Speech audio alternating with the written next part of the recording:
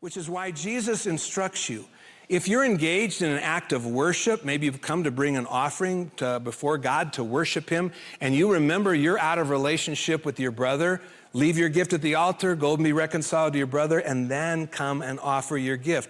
God's clear that it's not okay to be right with him and wrong with others. And where does that start? It starts in your heart.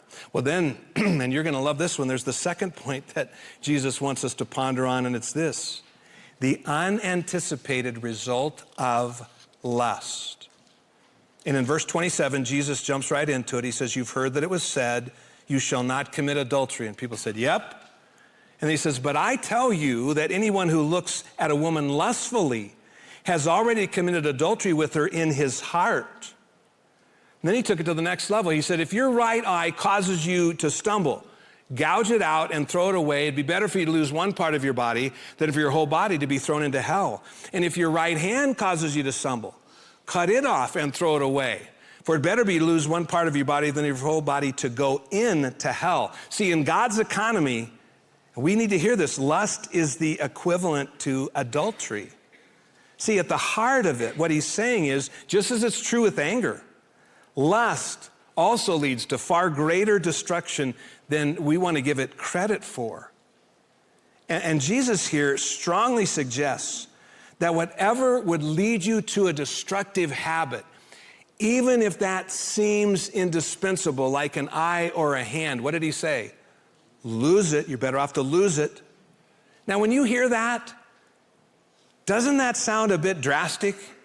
I mean, even extreme? When Jesus seems to say to us, hey, if need be, do away with your eye or your hand if they're causing you to stumble. Now, that sounds to me like something you'd say when you really wanted the people to take you very, very seriously. And so we got to wonder, was Jesus really encouraging us to mutilate ourselves? Because honestly, if we really took him seriously, we'd all be a bunch of pirates sitting here today. We'd have a patch over an eye and a hook on one hand, because we'd have given those up, right? But see, I really don't think so. But I do think Jesus wants us to be very clear about the eternal consequences. Folks, today is temporary. Eternity is permanent.